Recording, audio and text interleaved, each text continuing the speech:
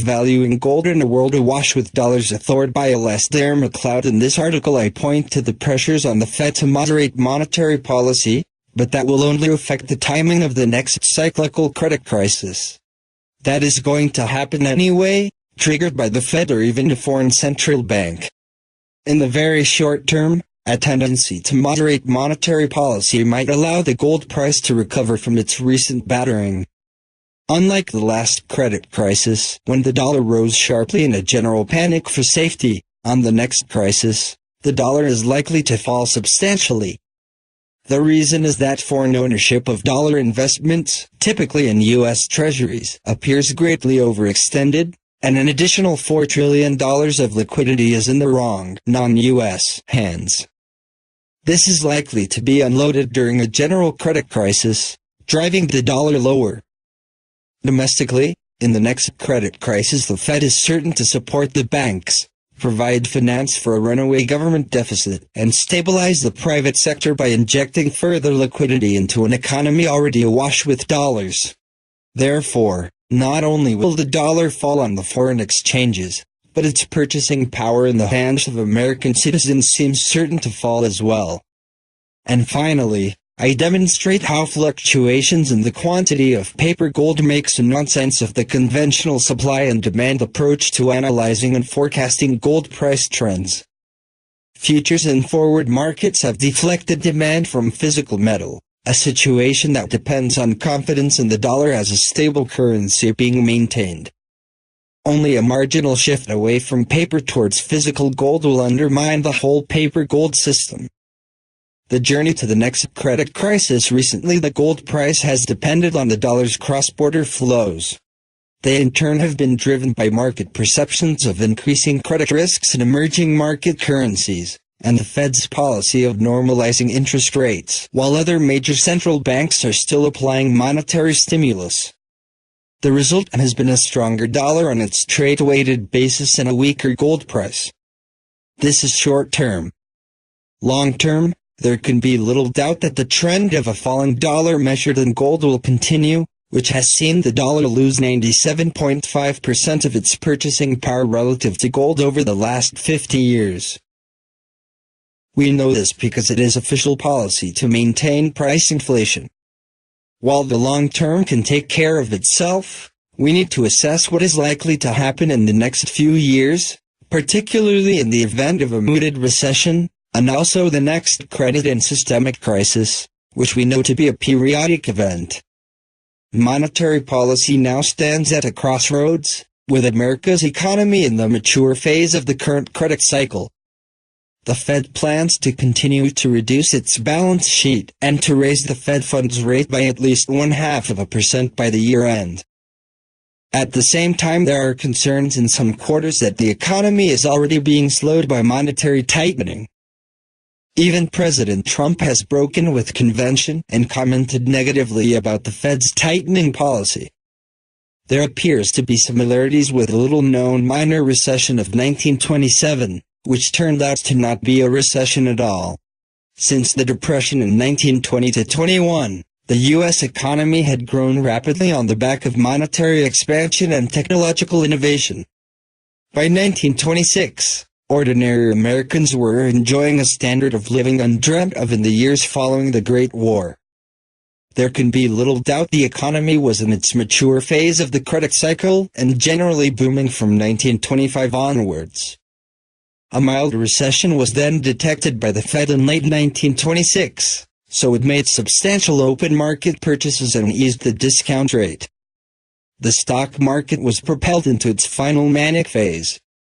The pause in the economy, for that was all it was subsequently attributed to Henry Ford switching production from the Model T to the Model A, necessitating the closure of his factories for several months. Today's spanner in the works could turn out to be the disruption to trade from Trump's policy on trade tariffs. But we shouldn't take historical comparisons and their outcomes too literally, and there are few signs yet of some sort of economic pause. True, the growth in broad money supply has slowed to 3.8%, and the yield curve is deemed flat by historic standards. The combination of slow growth in money supply and a flat yield curve often presages a recession, but it should be borne in mind the U.S. economy is already awash with deposit money. It turned out that 91 years ago the Fed overreacted. So far today the Fed is sticking to its current monetary policy. But President Trump is kicking back. Undoubtedly, he will be supported by businesses addicted to cheap money and which want to see their profits bolstered by a weak dollar. It could become politically difficult for the Fed to continue on its course of gradual tightening. If we see signs of the Fed succumbing to pressure to let up on monetary policy, we can expect the dollar to ease. Perhaps that time is approaching. However, the Fed cannot look at monetary policy in isolation, but in the context of a widening budget deficit. The Congressional Budget Office forecasts budget deficits increasing incrementally from $804 billion this year to $1,526 in 2028 on current economic and fiscal policies. These deficits represent a significant increase of fiscal stimulus coinciding with a monetary policy that is coming under pressure to be eased. Worse still, if President Trump follows through with his threats to impose import tariffs, the general price level will rise, which the Fed will find impossible to ignore. Of course, it is possible that the slowdown in money supply growth and a flattened yield curve as indicators of an approaching recession should be taken more seriously than today's full employment and above-target inflation figures. Or perhaps a full-blown credit liquidation crisis is already on its way without further monetary tightening, as various doomsters tell us. Therefore, it seems unarguable that whether the Fed loosens now and tightens later, or alternatively continues to gradually tighten, the U.S. economy is heading for a cyclical credit crisis anyway, with only the timing being an issue. I am on record as having penciled in a credit crisis towards the end of this year, possibly by mid-2019 at the latest, and I see no reason to change that opinion. Of course, the trigger for the next credit crisis may emanate from the EU, China or Japan. Furthermore, memories of the Asian financial crisis in the late 90s when several currencies collapsed against the dollar still informs scholarly articles. All the signs of overheating economies in Southeast Asia have indeed returned. Surely, say the financial experts, experience tells us that just the threat of a credit or systemic crisis will trigger a flight into the dollar, because everyone needs safe haven dollars. The current dollar rally appears to have been driven in part by this thinking. It accords with the dollar being regarded as the riskless standard for portfolios and businesses alike at a time of systemic crisis. However, with respect to the dollar, the situation is totally different from previous credit crises, particularly in the years running up to the last one in 2008-9.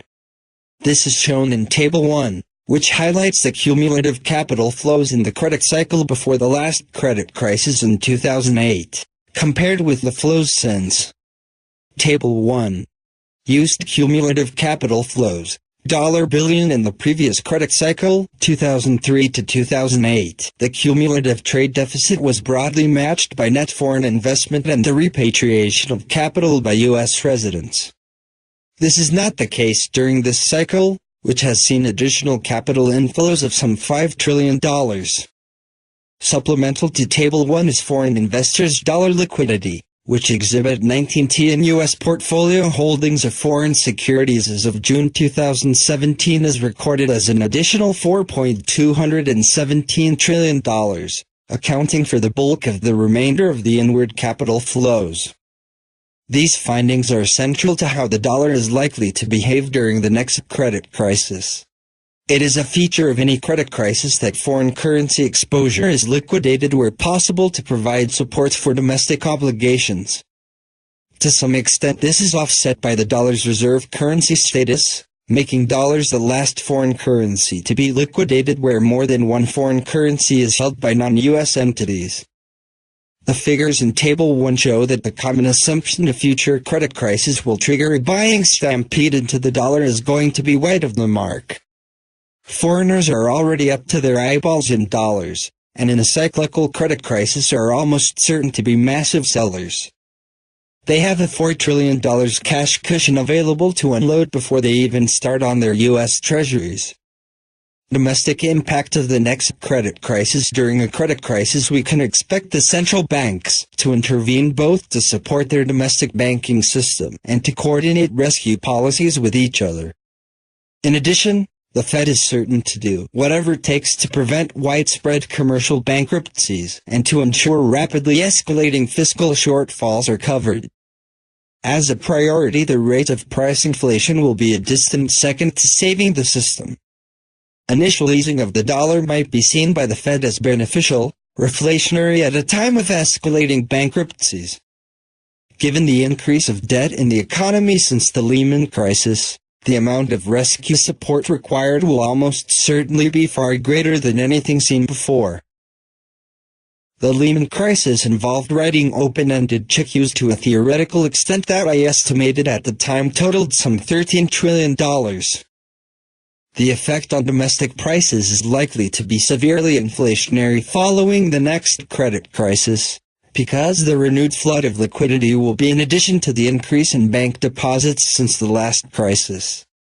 At the end of 2017, savings deposits plus checkable deposits plus currency in circulation totaled $12.8 trillion, representing 66% of GDP.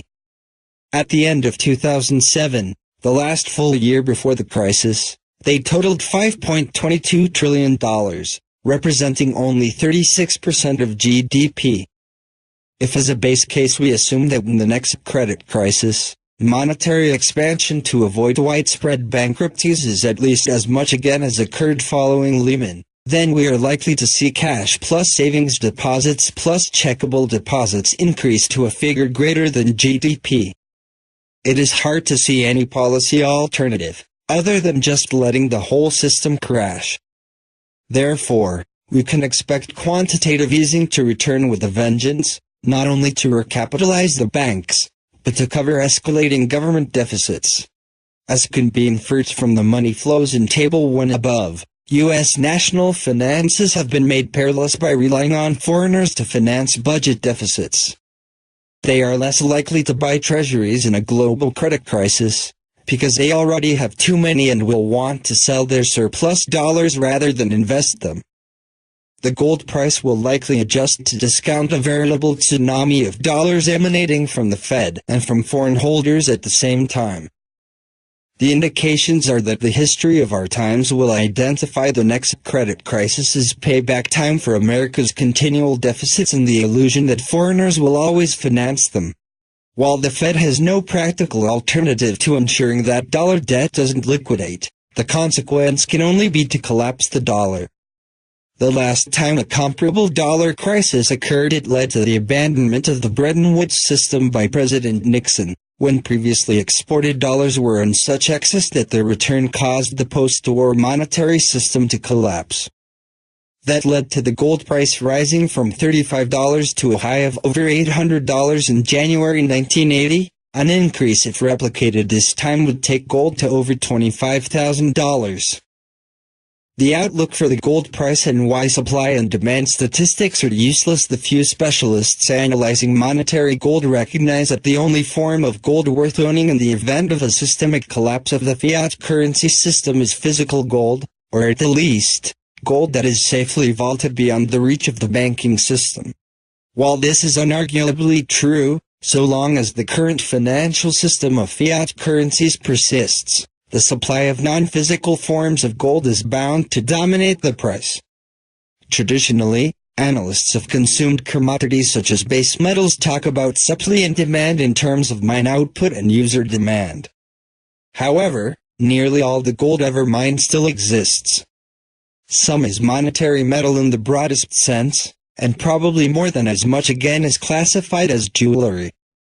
Even here, the lines are blurred, because Asian buyers of jewelry see it as having a dual purpose, both as adornment and monetary savings. Updating Gold Money's 2012 estimate of above-ground stocks gives us a figure of 172,975 tons as of 2017. Annual mine output currently amounts to approximately 3,000 tons per annum, and recycled scrap, counted as additional supply to the market, is perhaps a further 750 tons. These figures are dwarfed by the supply of paper gold. Chart 1 shows how the sum of mine output, scrap recycling, COMEX futures and over-the-counter derivatives have varied from year to year. Total changes in annual supply are substantial, hitting a peak in 2007 of 5,800 tons, falling to 1,445 tons in 2008, following a contraction in OC derivatives and outstanding COMEX contracts in the wake of Lehman's collapse that September. The expansion of supply last year was recorded at 4,168 tons. Even these figures failed to capture the full picture on two counts. The four categories of supply in Chart 1 aren't the only ones, and more importantly, they are only year-end snapshots. Supply is a continual process, with every transaction a record of both supply and demand. One should add up all the daily turnover volumes on futures exchanges for a start. The London bullion market provides this information on a daily settlement basis for the forward market, which forms the bulk of OC derivatives in the Bank for International Settlements statistics. This is shown in Chart 2. Compared with changes in supply on a year-end basis, the totals dwarf mine supply, and they do not even include intraday buying and selling. It shows how misleading statistics based on mine output and recycled scrap alone are for discussing gold prices. We cannot know how the ever-elastic paper supply to satisfy demand without moving the gold price might expand or contract in future. We can only be certain that it will disappear entirely if paper currencies become worthless, and so we can presume a falling dollar will gradually undermine the whole paper pyramid. Until that time, it is only clear why the Svengalis operating in the paper gold markets have been able to suppress demand for physical gold by inflating paper supply to many multiples of the physical. It also explains why the combined demand for physical gold from Asian markets can consistently exceed mine supply without the price being unduly affected. It is, however, a situation that cannot continue indefinitely. Paper markets for gold only work so long as participants do not demand delivery of physical bullion. The bullion banks strongly resist this, not only in the paper markets but also, reportedly, some German and Swiss banks are today refusing to return physical gold held by their clients in supposedly allocated accounts. Investors simply hoping for a profitable trade on the price of gold do not appear to understand that gold is money, not a speculative investment. They are likely to find that as the purchasing power of the dollar declines with increasing rapidity, it is never worth selling gold, or any other asset including cryptocurrency for that matter, to book profits in a declining fiat currency. Gold is and always has been the non-speculative hold it until you are ready to spend that money, whose purchasing power gently increases over time. It is monetary calm while everything else is in flux, and deserves a premium value for that quality alone. Conclusion: we cannot be sure what form the next credit crisis will take, but we can be certain it will happen, because it is a cyclical event created by central bank monetary policy. Once that fundamental point is grasped, it follows that the severity of the crisis is proportional to the monetary distortions that precede it. The next credit crisis will almost certainly dwarf anything seen so far in the fiat currency era. Following the next credit crisis, the suppression of the gold price by expanding the quantity of paper derivatives will become less effective at controlling the price when the purchasing power of the dollar deteriorates under the sheer weight of its increased quantity. The price of gold can be expected to rise significantly higher when measured against fiat currencies. How much depends on the degree and the rate at which fiat currencies lose purchasing power. To understand this properly, it helps to reapply the pricing relationship between gold and fiat currencies when fiat currencies were defined by their weight in gold. That is to say, gold is the objective money and fiat currency bears the subjective price. This turns $1,230 per ounce into 25 milligrams of gold per dollar. We may have to get used to it and be ready to price the dollar in micrograms as well. Gold price outlook for rest of 2018, it could soar on surging demand. Gold demand surging, making a strong case for higher gold prices in the first quarter of 2018. Gold prices dropped by a little over 4%. In the second half of the year, gold could look a lot different. It could appreciate. There are a few factors at play that could boost the price of gold in the next 6 months. First, look at consumer demand. It seems to be picking up. In some instances, it looks like there's a gold rush of sorts. For example, see the sales of gold American Eagle coins at the United States Mint. It seems like there's a gold rush there, relative to what we saw last year. Between May and July, so far, the U.S. Mint sold 77,000 ounces of gold American Eagle coins. Between May and July 2017, the U.S. Mint only sold 39,000 ounces. Doing the simple math, the demand for gold at the U.S. Mint in the May-July period has surged by more than 97% this year. Mind you, July isn't even done yet, so this percentage could get even bigger. Digging a little deeper into the numbers, in the last 3 months, the U.S. Mint has sold more gold American Eagle coins than it did in the first 4 months of the year. Just seeing this trend, one must wonder if gold buyers are seeing value in the precious metal. India to import 1/5 of global gold mine output in 2018. India is showing respectable gold demand as well. In June, the country imported almost $2.4 billion worth of gold. Assuming that gold was worth on average $1,250 an ounce during the month, India imported roughly 1.9 million ounces, 54 tons, of the yellow precious metal. Putting things in perspective, over the past few months, India's gold imports have been relatively similar, around $2 billion per month. Assuming this pace remains the same during the rest of 2018, India could end up importing about $24 billion worth of gold this year. That's equal to about 19.2 million ounces, 544 tons. On a yearly basis, global gold mine output is around 3,100 tons. So, India could end up importing about 1/5 of the global gold mine output in 2018. Don't be shocked, however, if India's gold imports turn out to be even higher this year. Why? Because the Indian rupee has declined by close to 7.5%. Therefore, we could see more gold buying in the country to preserve wealth. Gold price outlook for the rest of 2018. Dear reader, gold prices started this year on solid ground. A strong US dollar and the Federal Reserve raising its interest rates got to investors and, as a result, they sold the precious metal. Going into the second half of 2018, it's starting to look as if the Federal Reserve may not be able to increase interest rates much further. We could see inflation soaring and the U.S. economy facing headwinds. This could all be great for gold investors. I remain bullish on gold. The recent sell-off hasn't changed my opinion whatsoever. The yellow precious metal could become an even better opportunity if its price drops more in the short term. If you want to learn more about what could be ahead for gold,